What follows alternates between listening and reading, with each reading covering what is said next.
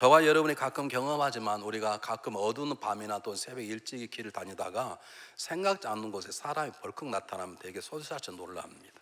사람만 놀라는 게 아니라 가끔 개나 고양이 지나가도 깜짝깜짝 놀라고, 심지어는 바람이 불어서 휘날리는 조그마한 휴지 하나에도 바스락거리면 사람이 깜짝 놀라기도 해요. 그리고 사람이 왜 놀라는 걸까요? 사람이 우리에게 왜 두려움이나 생기는 것인가요?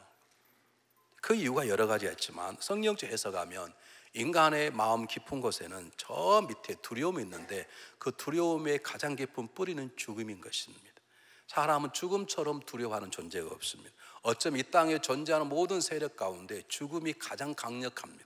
죽음을 막을 자가 없고 죽음을 극복할 자가 없습니다. 죽음이 한번 찾아오면 모든 걸 다 내려야 되고, 죽음이 찾아오면 우리 모든 것들을 다 빼앗기고 다 소멸되고, 그리고 이 땅에서 인연을 끊게 되는 것이 죽음입니다. 더 놀라운 것은 죽음이 미리 알리고 오면 좋겠는데 어느 날 소식도 없이 어느 곳에서 갑자기 우리의 삶 속에 문을 열고 들어오기 때문에 인간은 그 죽음에 대한 공포가 항상 깨닫든 깨지 못한 밑에 자리 잡고 있는 거예요. 그래서 어떤 것들이 움직이면 그것이 다시 올라와서 그 죽음에 대한 것이 아니다 할지라도 그것에 기인된 두려움들이 우리의 삶 속에 뿌리 내려 있는 것입니다. 그런데 사람이 왜 죽음을 두려워할까요? 우리 죽음을 경험해 본 사람이라 모르겠습니다. 내가 죽음을 경험해 보니까 죽음이 너무 아프더라, 죽음이 무섭더라. 그럼 모르는, 죽음도 경험하지 않았는데 왜 우리가 죽음을 두려워하는 건가? 그 이유는 우리가 믿든 믿지 않든 그 사람이 그리스도인 그리스도 아닌 관계없이 죽음은 인생이 마지막이 아니기 때문에 그렇습니다. 삶이 살다가 끝나서 nothing, 아무것도 없다면 에이 차라리 죽어버리지, 세상 사람이 하는 것처럼 굵고 짧게 살다가 가면 되는 것이지, 그러면 좋은데 대단하게 참 죄송하지만 인생은 처음부터 죽지 않게 되어 있습니다. 사람은 죽으면 여러분이 문을 열고 이 안에 들어온 것처럼 죽음은 새로운 곳으로 가는 문일 뿐이지, 죽음의 문을 딱 건너뛰면 두 가지밖에 없습니다. 하나는 거지 나서로 갔다는 영원한 천국과 부사 간 영원한 지옥, 두 곳밖에 없는 것입니다. 예수님이 이 말씀을 정확히 했습니다. 히브리서 기자가 먼저 말하기를 한 번 죽는 것은 사람이 정한 것이로되 그 뒤에는 반드시 심판이 있으리라. 이 심판이라는 말은 운동경제 심판을 말하는 게 법적인 단어이기 때문에 이 심판은 인간의 죄와 관계에 있습니다. 그러므로 인간이 죄를 짓다고 살다가 죽으면 그 죄로 인해 심판을 받게 될 것이고, 그리고 심판받으면 지옥에 갈게 될 거다. 그 말을 죽여서 말하는 것입니다. 주님께서 친히 요한복음 5장 29절에 뭐라고 말씀하시나요? 선한 일을 행한 자는 생명의 부활로, 생명의 부활이란 영원한 천국에 가게 될 것이고, 악한 일 한 사람은 심판의 부활로 심판받아서 지옥이라고 하는 영원한 두 번째 사망, 영원한 불못에 던지게 될 거라고 말하는 것입니다. 사람들이 믿든 믿지 않든 사람의 마음속에는 이것이 다 뿌리 내리고 있는 것입니다. 이것이 나는 하나님의 방법이라고 생각하는 것입니다. 여러분, 그렇습니다. 성경이 뭐라고 말합니까? 로마서 3장 23절에 모든 사람이 죄를 범하였음에 하나님의 영광을 잃지 못하더라. 죄를 지으면 하나님의 영광이 하나님과 분리된다는 뜻이죠. 하나님과 분리되는 것이 죽음인 것이고, 그리고 그 영원히 분리되는 것이 지옥 가는 것입니다. 오늘 세상 가끔 이런 얘기합니다. 목사님, 그분이 사업하다가 몽땅 망했대요. 그럽니다. 그렇죠. 세상에 망할 수 있습니다. 그러나 세상에 망한 걸 망한다고 말하지 않습니다. 망할 수 있습니다. 그러나 다시 일어날 수 있습니다. 망하면 좀 고통스럽고 좀 불편할지 모르지만 또 그런 대로 살아갈 수 있습니다. 그런데 진정한 망함은 죽어서 지옥 가는 걸 진정한 망함이라고 말합니다. 성경 그래서 그걸 뭐라고 말해요? 멸망이라고 말하는 것입니다.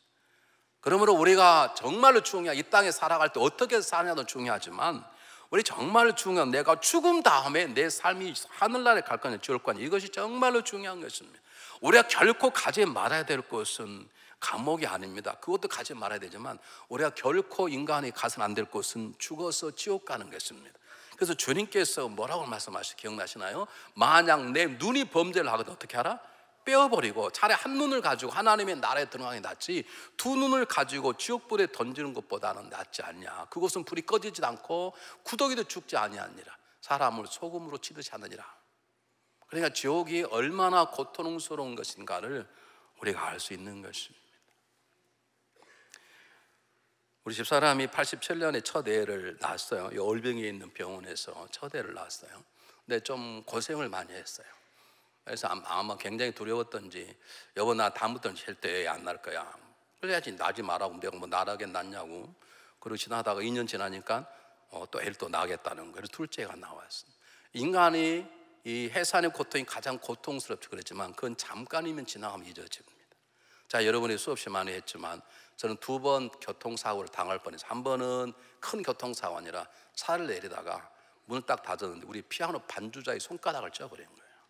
여러분, 피아노 반주자가 손가락을 다쳐버리면 평생 안 되지 않습니까? 미국 뉴욕 가서 공부하고 지금 한국에 들어간 자매인데요, 제가 큰일 날 뻔했습니다. 한 번은 제가 제 손가락을 쪄버렸어요.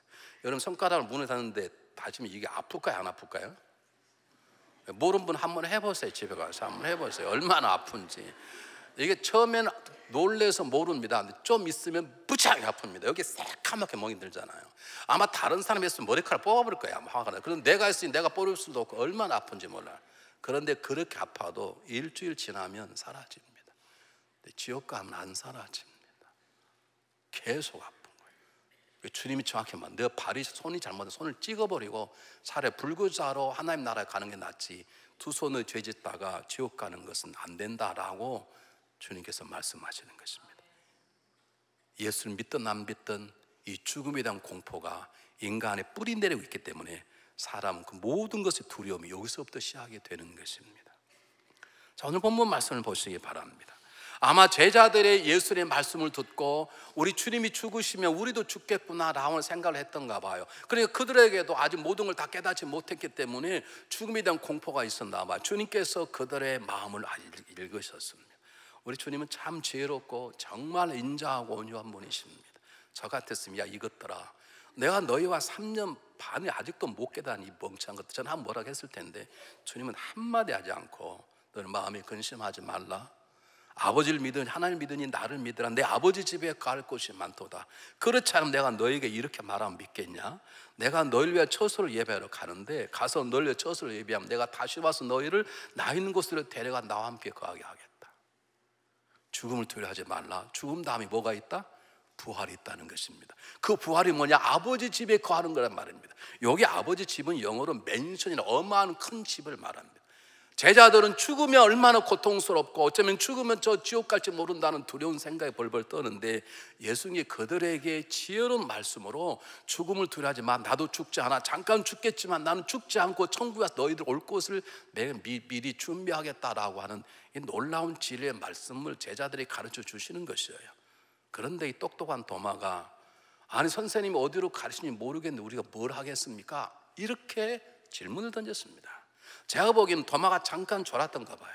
예수님 어디 가시겠다는 말이 아니고 천국 가겠다는 뜻이고, 그런데 아니 그럼 어디서 우리를 위해서 처소를 예배하겠습니까? 이렇게 물어야 되는데 그걸 놓쳤던가 봐요. 뭐라고요? 주가 어디로 가시는지 알 수 없는데, 주님께서 부산으로 갑니까? 서울로 갑니까? 달라스로 갑니까? 알아요, 우리 따라가지 않고. 그 말입니다. 그 말이 아닌데 예수님께서 그래도 모르니 멍청한 것아, 그렇게 우리처럼 말하지 않고 그에게 말씀하십니다. 내가 길이요 진리요 생명이니 나로 말하지 않고는 아버지께로 올 자가 없느니라. 우리 모든 언어가 이 성탄을 맞아 우리 주님처럼, 주님 언어처럼 지혜로웠으면 좋겠어요. 지혜로웠으면 좋겠다고. 제발 우리 말하는 게 부드러웠으면 좋겠어요.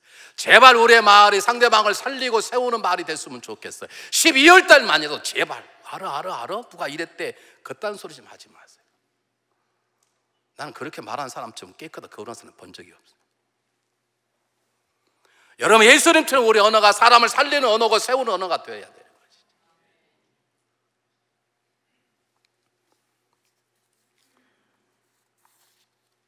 아니 지금 제자들이 두려워 떠는 것도 마음을 상할 것입니까? 지금 3년 반을 있었는데, 근데 도마가 또 물어보네.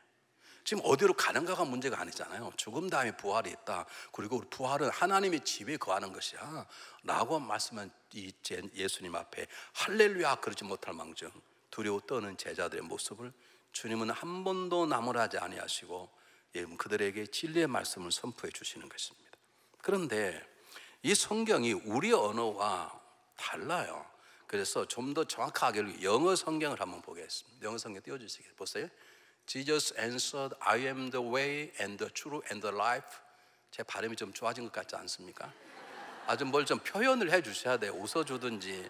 제가 저거 읽느라고 얼마나 연습 많이 한 줄 아닙니까? 저게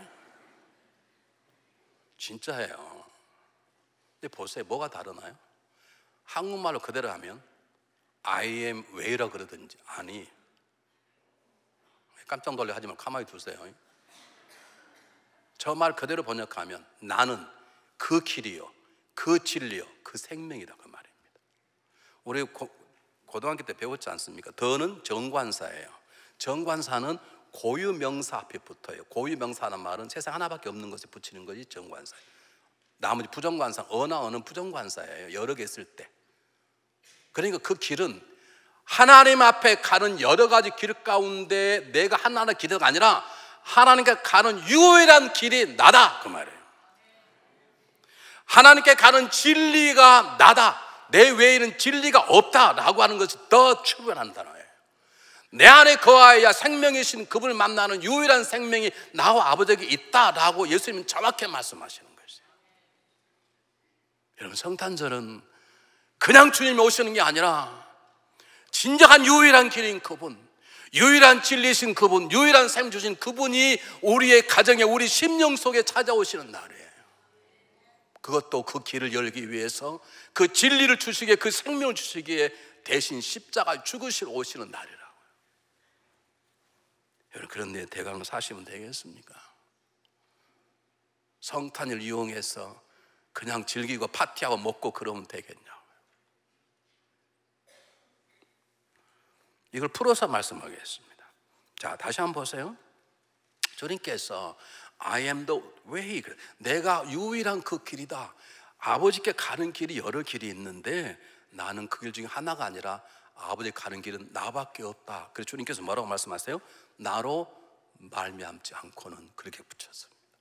어떤 분이 이렇게 말합니다. 기독교가 참 폐쇄적이다.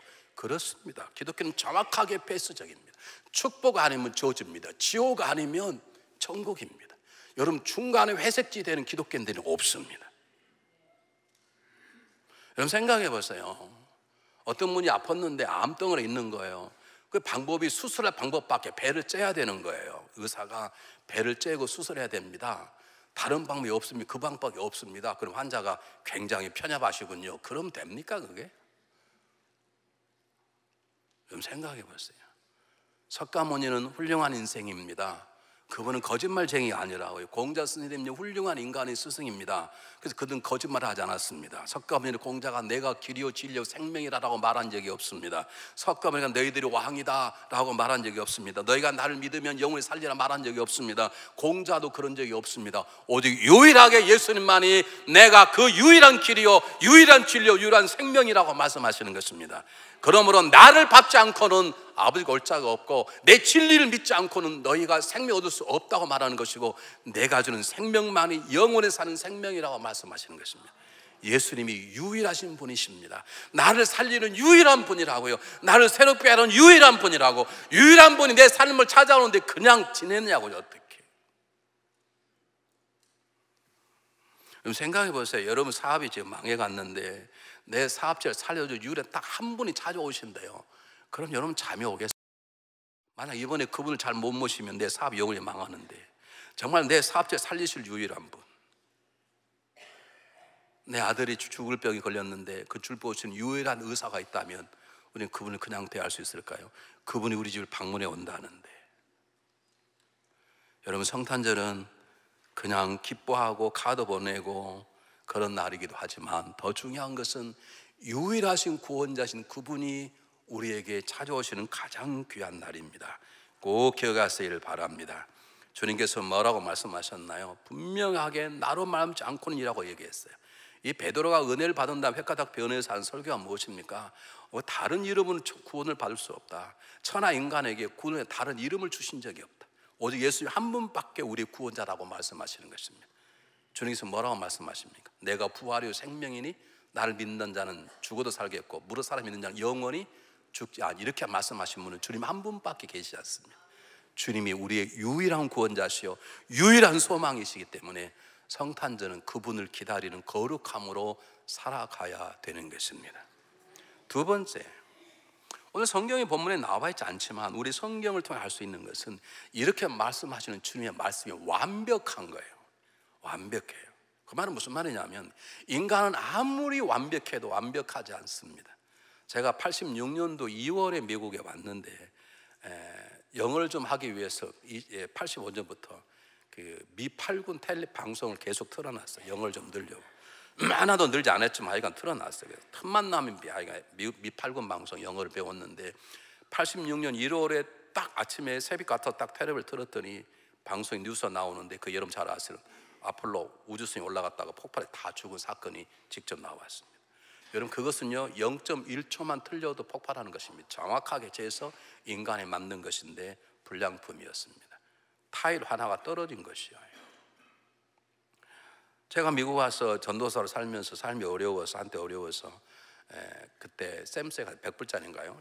그때는 금성이라 샛별 요만한 테레비를 하나 놓고 살았는데 테레 볼 일이 별로 없으니까 그때만 해도 뭐 요즘처럼 뭐 한국 방송에 나오는 것도 아니고 영어는 틀어봤자 머리만 아프고 그냥 내버려뒀더니 어떤 교우가 한 분이 오시더니 목사님 아직도 이런 걸 보세요. 제가 선물 하나 하겠습니다. 그리고 좀 큰 그때는 제일 좋은 게 소니 아닙니까? 소니 텔레비전 하나 사다 주셨어요. 근데 키는데 안 켜지는 거예요. 왜 안 켜지느냐 봤더니 뒤에 있는 불 한 거 야만큼 떨어져 있었어요. 처음에 떨어져 있었겠습니까? 다 패스하고 검사해서 보냈을 거 아닙니까? 아마 딜바는 가정 가운데 깨졌든지 잘못 불량품인 것이죠. 여러분 기억하세요. 하나님의 나라에서 그분의 구원에는 불량품이 없습니다. 내가 구원받았는데 가서 보니까 불량품은 구원받지 못해 그런 게 없다는 것이죠. 그분이 완벽하기 때문에 우리의 구원받음의 완벽함을 믿으시길 바랍니다. 내가 때때로 구원받은 사람처럼 살지 못해도 때때로 내가 하나님의 자녀처럼 살지 못해도 때때로는 집사, 권사, 장도, 목사님 살지 못해도 그분이 날 싸우고 있는 구원에는 조금도 변함이 없는 걸 믿으시길 바랍니다. 이 완벽한 구원에 의심하지 마시길 바랍니다. 세 번째는 더 중요한 건 이 구원은 영원한 구원입니다. 여러분 예수님께서 말씀하신 말 한번 이거 너무 중요한 부분 여러분 다 외우시면 좋겠어요. 히브리서 9장을 한번 보겠는데요. 9장 12절 말씀 뭐 길지도 않습니다. 함께 읽어봤으면 좋겠어요. 똑같이 읽겠습니다. 시작. 염소와 송아지 피로 아니하고 오직 자기 피로 영원한 속죄를 이루사 단번에 성소에 들어가셨느니라. 보세요. 영원한 속죄, 우리를 한번 용서해 주셨으면 그분은 그걸 취소하지 않았어요. 우리가 때때로 그분에게 영광을 가리고 때때로 하나님 마음을 아프게 하고 그분의 십자가 보혈에 값이 없는 사람처럼 때때로 시험에도 쓰러져도 그분은 취소하지 않아요. 우리는요 쉽게 취소하고 쉽게 변하고 쉽게 그러잖아요. 친구가 원수 됐다가 또 지나면 또 원수가 친구 돼. 우리는 웃기고 있잖아요 서로. 안 그렇습니까? 인간의 사랑은 변하잖아요. 여러분 사랑이 어떻게 영원히 같이 가겠습니까? 우리가 참고 살고 그러다 보면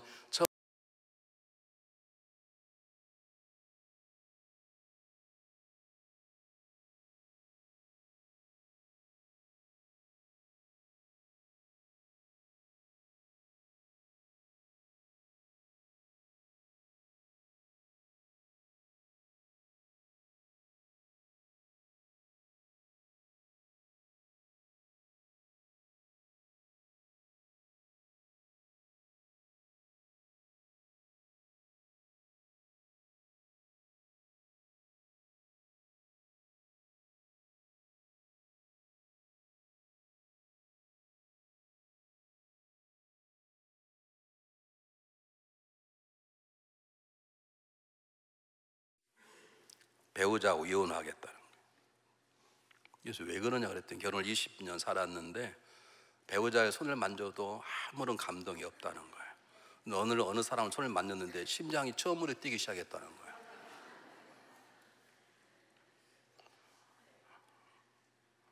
이든 장로님 잘 들으세요. 어느 날 손을 딱 잡았는데 심장이 뛴다. 그분 다른 여자 손을 잡으신 거예요. 아시겠어요? 그건 죄가 주는 띄움이에요. 여러분 20년 30년 살면 담담하는 것이지 안 그렇습니까? 근데 오직 무엇만 영원해요? 하나님의 사랑만 영원해. 거기에 우리가 우리 향한 하나님 사랑이 우리처럼 변하면 우리는 불안해서 못 살아요. 불안해서 못 살아. 다른 말로 할게요. 모든 것에는 유효기간이 있어요. 익스파이 데이가 있다고요. 아무리 좋은 약도 어느 날 지나고 나면 약효가 없어지게 돼 있어요. 우리 모든 것들은 변해요. 아무리 좋은 것도 변해요. 그러나 우리 향한 하나님의 사랑만 영원해요.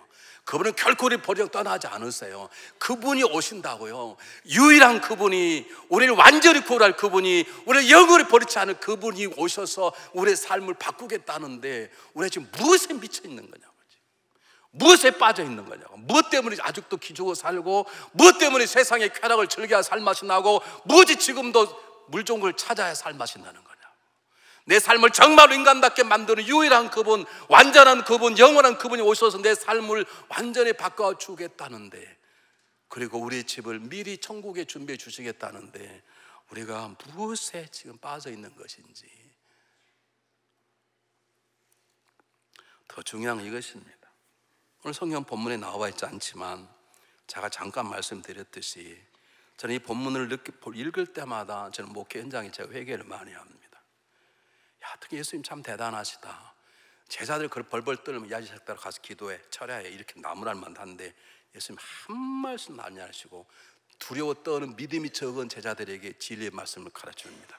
그 중에 똑똑한 도마가 또 시비를 겁니다. 그래도 전혀 나발하지 않고 진리의 말씀을 선포합니다. 왜 그러시는 건가? 이유는 하나입니다. 예수님이 제자를 사랑하셔서 그렇습니다. 예수님 이 땅에 오신 이유가 무엇입니까? 우리를 사랑했습니다. 하나님 우리를 이 땅에 예수님 보내신 이유가 뭡니까? 하나입니다. 우리를 사랑해서 그렇습니다. 우리가 구원받아 하나님의 자녀가 된들 그분이 좋으실 일이 뭐가 있겠어요? 우리가 자녀 됨으로 더 많이 걱정하고 더 많이 근심할 일 그분이 쌓고 쌓일 텐데, 우리가 그분의 자녀가 돼 헌금좀 드렸다고 뭐 천국에 뭐 창고가 넘쳐나겠습니까? 단 하나, 왜 하나님이 그의 아들을 보내시는가? 우리를 사랑해서. 성경 그래서 요한복음 3장 16절에 하나님이 세상을 어떻게 사랑하셨다고요? 이처럼 일만 하면 어마어마하게 끔찍하게 사랑했다. 저와 여러분을 사랑하는 유일한, 정말 어마어마하게 사랑하신 분 누구밖에 없어요? 하나님 한 분밖에 계시지 않아요. 이 사랑을 느끼고 사랑을 고백하고 이 그리스도의 사랑, 하나님의 사랑 앞에 들어가는 것이 성탄절이에요. 내 사랑하는 사람에게 사랑을 고백하는 거 하세요. 그러나 더 중요한 것, 그 이전에 하나님의 사랑 안에 들어가서 그 사랑을 묻혀나오고 그 사랑으로 아내와 남편과 이웃에게 사랑을 고백하는 것입니다. 성탄절은 그분과 데이트하는 날입니다. 성탄절은 그분의 사랑 안에 들어가는 것입니다. 그분의 사랑이 우리를 구원하고 그분의 사랑이 우리의 영생을 주는 유일한 길이기 때문에 그렇습니다. 저 오래전에 제가 누구한테 물었어요. 예배 시간에 3부 예배 때, 장로님은 누구를, 어떤 목사를 제일 사랑하십니까? 그랬더니 조용기 목사님이 그런 분이 계셨어요. 난 그분이 누구라고 밝히지 않겠어. 여기 앉아 계셔 지금. 제가 그분을 조용기 목사님 순복음교회를 가라 그랬어요. 조용히 목사님, 저보다 제가 비교 그분의 신들 몇 수면 저는 적은 자지만 여러분을 가장 사랑하는 목사는 누구요? 하여간 우리에게 대변인은, 하여간 우리 이문영관 우리에게 대변인이에요. 여러분 조용히 보세요. 여러분 알지도 못해요. 여러분 이 땅에 저보다 훌륭하신 분 얼마든지 많이 있어요. 얼마든지. 이찬수 목사, 유기성 목사님 저보다 탁월한 분이고 저가 비교할 수 없어요. 내 얼굴은 되게 잘생길 뿐이지 그분이 탁월한 분이에요. 근데 그분은 여러분 생각지도 않아. 여러분 저는 제가 정확히 말합니다. 우리 교회 다른 게 하면 기도 받고 가요. 그리고 목사님 꼭 기도해 주실 거죠? 저는 기도 안 해요.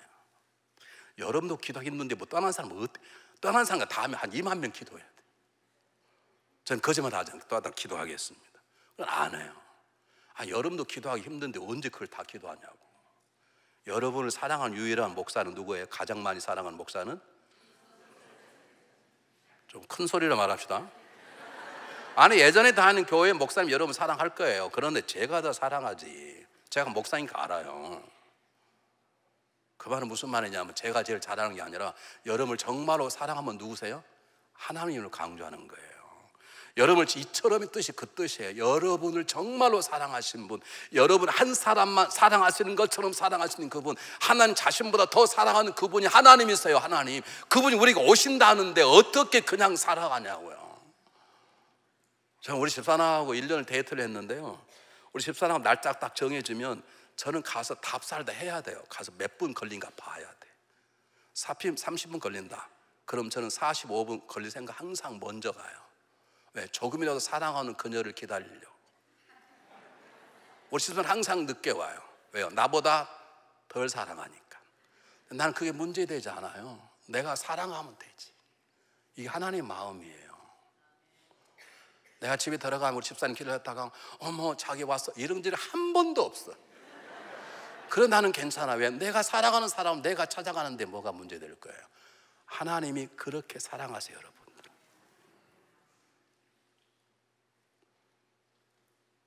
우리 집사람과 비교할 수 없을 만큼 우리 넘어지고 때때로 변절하고 때때로 속이고 때때로 죄도 짓지만 그분은 여전히 우리를 사랑해서 우리 삶 가운데 찾아오시는 거예요. 그것이 성탄절. 이 성탄절을 어떻게 그냥 기다리냐고요. 여러분 집에 사랑하는 그 이가 찾아오면 그냥 있겠습니까? 목욕하고 머리 살렸다 죽였다 화장품 했다 별짓 다 하는 거지. 근데 그분과 비교할 수 있는 하나님 그분이 직접 오시는데 어떻게 그냥 살아가냐고요. 어떻게 성탄절 때 휴가 갈 생각을 하시냐고요. 다른 날 몰라도 성탄절은 그분을 맞이하러 계셔야지.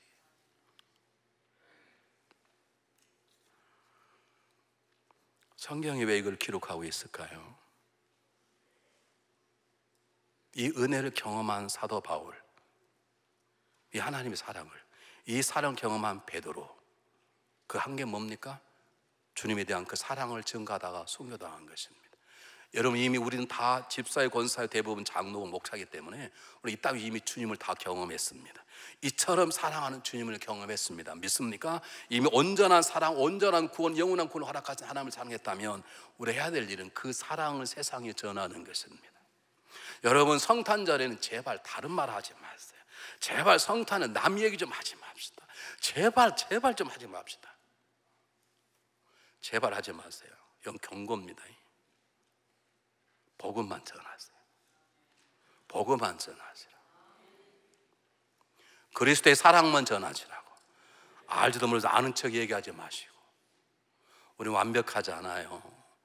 완벽한 사람 우리가 어떻게 상대를 완벽하게 판단합니까? 우리는 사실 완벽하게 몰라요. 근데 어떻게 완벽하게 판단하냐? 우리는 또 사람, 우리 판단도 왔다 갔다 해요. 내가 좋은 사람 적당히 봐주고 미운 사람 더 판단하고 우리는 그러지 않습니까? 그런 판단은 누굴 정죄하고 누굴 따지고 그걸 또 이리저리 소문내고 그러냐고요. 우리가 전하는 것은 누구예요? 예수 그리스도세요.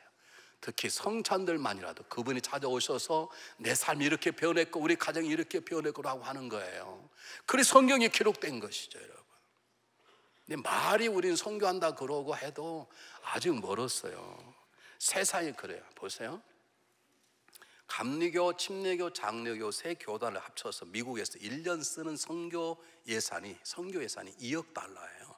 이 적은 돈이 아닙니다. 2억 달러니까 한 2,500억 정도 되니까 굉장히 큰 예산이죠. 선교비로 쓴 선교. 우리도 GB에 지원하는 선교 단체가 있습니다. 제일 돈이 많습니다. 한 1억 5천만 원, 1,500억 정도를 써요. 굉장히 많이 써요. 세 교단이 쓰는 1년 선교비가 복음을 증거하는 이 예산이 2억이라고요. 보세요. 사도행전 16장에 바울과 신라가 감옥에 들어갔다가 하나님이 기적을 베푸는 문이 열리는 걸 경험하게 됐어요. 그 경험을 참을 수 없는 거예요. 자기 나라는 간수를 살리는 거예요. 우리 죽지 않았다 그러지 말라. 그런 다음에 그에게 말합니다. 주 예수를 믿어라. 그래야 너희 집을 얻으리라. 문을 열려준 하나의 은혜를 경험을 참지 못하고 있는 거예요. 그에게 복음을 증거하니까 그가 데려와서 그 상처를 꿰매고 그거 구원받은 그 간수는 그 집 식구들에게 연락해서 그 식구 전체가 구원받는 것입니다. 이것이 성탄절에 하나님을 만나고 주님 만난 자의 모습인 것입니다. 여러분이 진정 하나님을 만났다면 그리스도의 십자가를 믿었다면 성탄절은 복음을 증거하는 기회가 되어야 되는 것입니다. 여러분 보세요. 전체 예산이 2억 달러인데요 미국의 잡님들 쓰는 립스틱 쓰는 1년 들어간 돈이 4억 5천만 달러예요. 그래서 저는 립스틱 안 발라요.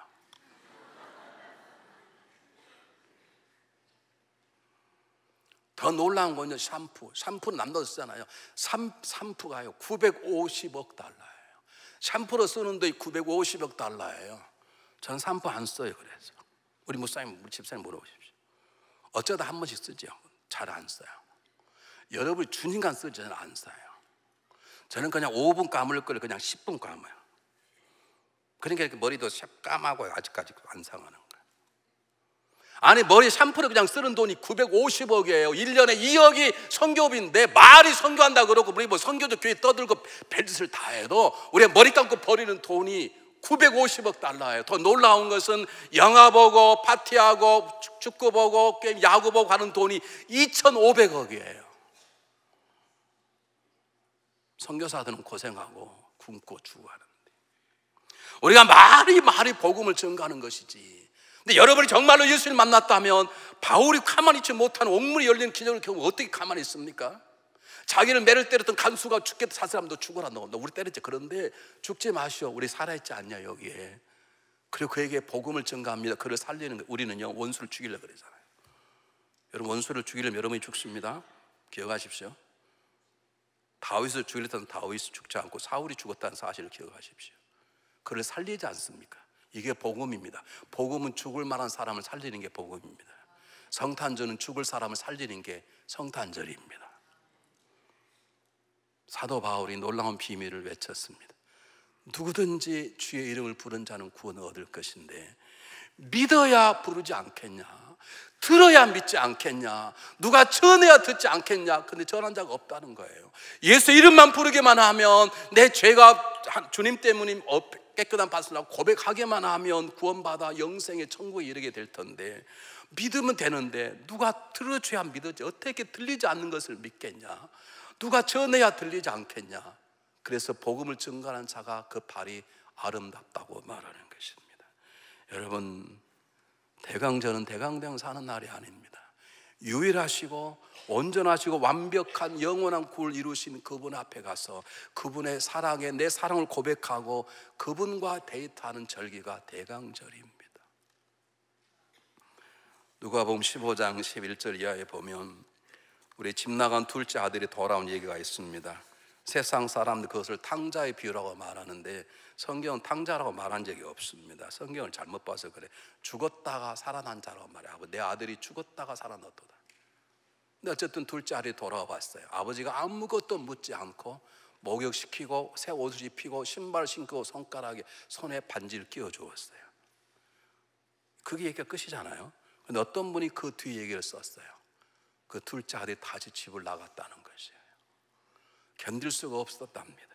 아버지, 제가 너무 아버지 사랑받는 너무 괴로워요. 내가 나가서 허랑 방 썼던 모든 돈을 다시 벌어서 가져올게요. 난 이들은 집에 못 살겠어. 아버지가 말했다면 아들아 괜찮아. 나는 너만 있으면 된다. 내게 있는 모든 게 너 것인 이곳에서 편히 나와 함께 즐기자구나. 아버지 갔다 올게요. 다시 다 찾아올게요. 아니 관계없다. 나는 돈이 필요 없다. 난 너가 필요하다. 나와 가까이 함께 누리자구나. 어느 날 둘째 아들은 담을 넘어 두 번째 집을 나갔습니다. 열심히 돈을 벌었습니다. 어마어마한 돈을 벌었습니다. 좋은 선물을 사가지고 집에 돌아왔습니다. 아버지 제가 선물을 사왔어요. 그런데 놀랍게도 그 아버지가 그 전날 밤에 세상을 떠나는 것입니다. 거기는 하나의 조그마한 쪽지가 적혀져 있었습니다. 아들아 나에겐 돈이 필요하지 않고 너가 필요하다. 아들아 나는 너를 사랑한단다. 한마디 쪽지가 남겨 있었습니다. 그 아들은 첫 번째도 그리고 두 번째도 그 아버지의 마음을 몰랐던 것입니다. 여러분 하나님 마음을 아십니까? 이 땅에 아들을 보내신 하나님 마음을 아십니까? 이 땅에 아버지의 불을 받아 십자가를 주고 이 땅에 오신 예수의 마음을 아십니까? 아신다면 우리의 삶은 분명히 달라야 합니다. 세상 사람과 같아서는 안 되는 것입니다. 새로 시작한 일주일 그분 앞에 있을 것입니까? 아니면 세상 어느 곳에서 또 방황하고 계실 것입니까? 일주일 어떻게 사시다가 오겠습니까? 기도하겠습니다.